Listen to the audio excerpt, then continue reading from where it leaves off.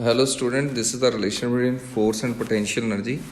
तो फोर्स होता है हमारा basically gradient of change in potential energy, basically gradient of potential energy कह सकते हैं। तो इसमें ना आपने ये ध्यान रखना है, फोर्स जो है अगर बेसिकली बोलूँ तो वो minus d u by d r होगा।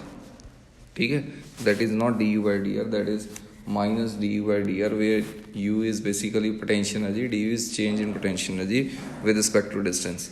तो वेक्टर फॉर्म में लिखना है तो ऐसे भी लिख सकते हैं, जहाँ आप इसको ऐसे लिख दीजिए F vector is equal to minus d u by कोई एक्सिस ले लो, एक्स ले लो, वाई ले लो। जैसे एक्स लिए तो यहाँ पर क्या आ जाएगा, एक्स आई कैप आ जाएगा।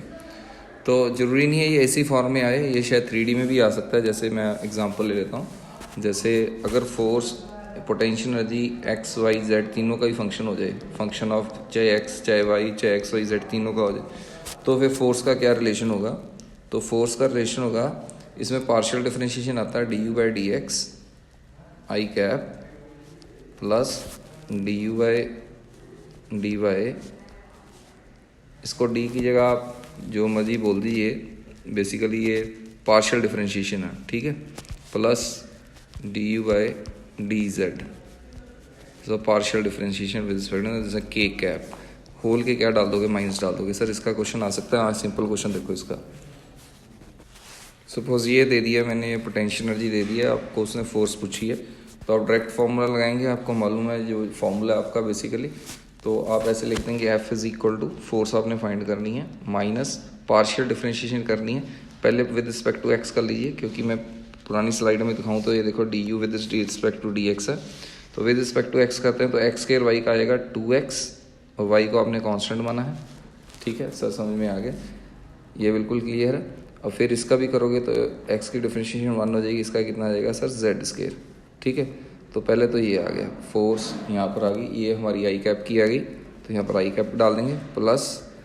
अब मैंने y के रिस्पेक्ट से डिफरेंशिएशन करना, तो y के रिस्पेक्ट से करोगे तो इसकी डिफरेंशिएशन कितनी होगी 1, तो ये हमारा आ जाएगा एक्स स्क्वायर, y की 1 नहीं आएगी, इसके साथ क्या आ जाएगा जे कैप, क्योंकि इधर y है नहीं है सेकंड इक्वेशन में।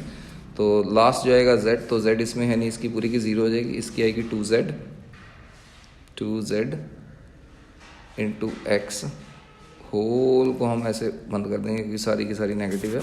अब एक्स वाई और जेड की वैल्यू, एक्स की वैल्यू 1, वाई की वैल्यू 0 और जेड की वैल्यू 2 पुट कर दीजिए। बेटा आगे देखते हैं concept of equilibrium and potential energy. तो सबसे पहले हमने बेसिक एक्स एक्सिस में फॉर्मूला लिख लिया। तो मैंने मान लिया under conservative force if body is in equilibrium, अगर बॉडी इक्विलिब्रियम में है तो उसकी फोर्स कितनी होगी सर 0, क्योंकि इक्विलिब्रियम पर नेट फोर्स 0 होगी, तो यानी D u by d x कितना आ जाएगा 0। D u by d x 0 आएगा तो यानी यू क्या होगा सर, यू तो हमारा कांस्टेंट हो जाएगा। तो ये D u by d x, जैसे यू कांस्टेंट था तब भी D u by d x 0 होगा। ठीक है सर, डी बाई एक्स ये तब भी 0 होगा जब यू मैक्सिमम होगा, जैसा लोकल मैक्सिमम या लोकल मिनिमम में हम करते हैं, तो वो फिगर के हिसाब से देखते हैं हम कैसे है वो। तो इसका तीनों ग्राफ इसी में ही देखते हैं, इसको मैं रब कर देता हूँ। तो सबसे पहले जब हम मान लें यू कांस्टेंट है, तो जब यू कांस्टेंट है तो ग्राफ कैसे बनेगा, तो हम मान सकते हैं जैसे ये सपोज मैंने तो ये तो पहला ही केस हो गया ना सर, हाँ सर यू कांस्टेंट है, देखो potential energy never change with distance. Second case है जब यू मैक्सिमम है, तो यू मैक्सिमम कैसे होगा, जैसे ये मैंने मान लिया यू है, तो ये ग्राफ यूँ गया और यहाँ पर मैंने सर्टेन एक्स मान लिया, कोई पोजीशन x1 डाल लेते हैं। तो इधर आप देखें तो इधर देखो यहाँ पर आके स्लोप 0 हो गया, सो यानी D u by d x 0 हो गया। तो ये यू मैक्सिमम के केस में भी हमारी जो नेट फोर्स है वो 0 है। तो सिमिलरली हम मिनिमा की बात करें तो वो यूँ हो सकता है, यूँ अगर यूँ, तो यहाँ पर भी स्लोप 0 है, तो यहाँ पर ये यू मिनिमम है। तो ये देखो ये यू मैक्सिमम था यहाँ पर यू क्या होगी मिनिमम है, लेकिन यहाँ पर किसी भी परफेक्ट वैल्यू कोई भी x1 या x2 होगी, वहाँ पर इसकी वैल्यू कितनी हो जाएगी 0 हो जाएगी। तो मेरे को लगता है क्लियर है। तो अब इनमें ये 3 रीजन होते हैं हमारे, स्टेबल, अनस्टेबल और बेसिकली न्यूट्रल इक्विलिब्रियम। तो ये जो पहला केस है ये न्यूट्रल इक्विलिब्रियम का है, तो इसने तो कभी भी क्योंकि पोटेंशियल एनर्जी चेंज नहीं करनी, यहाँ पर अगर हम कोई चीज़ रख दें इसको छोड़ेंगे तो वो नीचे आ जाएगा यूँ करके, तो ये स्टेबल नहीं है, ये अनस्टेबल इक्विलिब्रियम है। और ये जो है यहाँ पर कोई चीज़ रख दें तो ये स्टेबल ही रहेगी, तो ये स्टेबल इक्विलिब्रियम है। ये इजी मेथड है टू लर्न दिस वन, यानी यू मिनिमम के लिए जो जब फोर्स 0 होती है तो वो स्टेबल इक्विलिब्रियम में होता है। ठीक है, तो ये देखते हैं, इसमें मैंने क्वेश्चन ले लिया, ये यू की हमने फंक्शन दे लिया है, तो ये मैंने u का एक फंक्शन ले लिया जनरल। तो फाइंड कोऑर्डिनेट स्टेबल और अनस्टेबल इक्विलिब्रियम्स के हमने कोऑर्डिनेट्स निकालने हैं। तो सबसे पहले इसको डिफरेंशिएट कर देना। तो x जब इसको डिफरेंशिएट करोगे 3x स्क्वायर आ जाएगा, 3 से 3 ऐसे ही 2 से 2 कैंसिल हो जाएगा, ये 2x का 2 आ गया, 4 की डिफरेंशिएशन 0 आ गई। इसके हम ले लिए कॉमन लेके ये निकाल लिया x - 1 एंड x - 2। यहाँ पर हमारे x के फंक्शन आ गए। तो x का फंक्शन है 1 और एक आ गया x का फंक्शन 2, दो वैल्यू आ गई। तो ये मैंने इक्वेशन दोबारा से लिख दी है भाई, इसकी हमने डिफरेंशिएट किया। अब इसको दोबारा ना एक बार इसको डिफरेंशिएट अगेन करो, D square you by d x square. तो अब जब इसको दोबारा डिफरेंशिएट करेंगे तो आपके पास ये आ गया 2x - 3, क्योंकि 2 की डिफरेंशिएशन 0 हो जाएगी। तो अब इसके बाद क्या करना है, हमारे पास f(x) की दो वैल्यू थी। हाँ जी सर, एक वैल्यू थी हमारे पास x की वैल्यू 1 और एक x की वैल्यू 2। तो मैंने रब कर दिया, आपको मालूम है दोनों। पहले हम ना इस डबल डिफरेंशिएशन में इसमें बेटा पहले x की वैल्यू 1 पुट करते हैं। तो 2 × 1 = 2 -3 यानी आ गया -1। तो अगर हम x की वैल्यू यहाँ पर 2 पुट करते हैं तो डबल डिफरेंशिएशन आ गया du²/dx²। ये हमारा आ गया 2 × 2 = 4 -3 यानी आ जाएगा +1। तो ये आपको मालूम है अब ये मैक्सिमम है क्या मिनिमम, सोचो।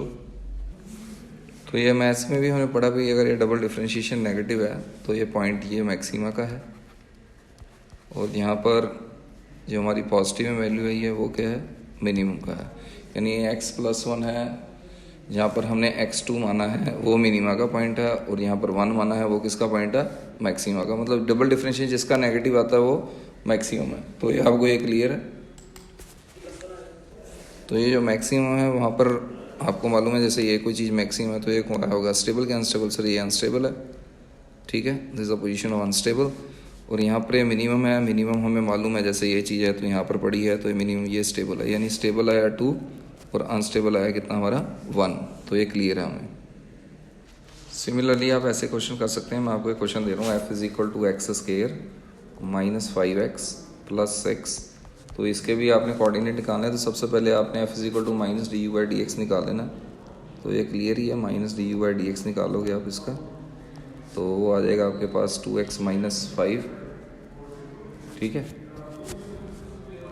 तो होल के बाहर आप माइनस लगा दोगे क्योंकि माइनस साइन लगा, यानी आपके पास आ गया -2x + 5 -2x + 5। तो ये मुझे को लगता है क्लियर है। तो ये पहली बार डिफरेंशिएशन किया है, तो एक बार और डिफरेंशिएट करोगे इसको।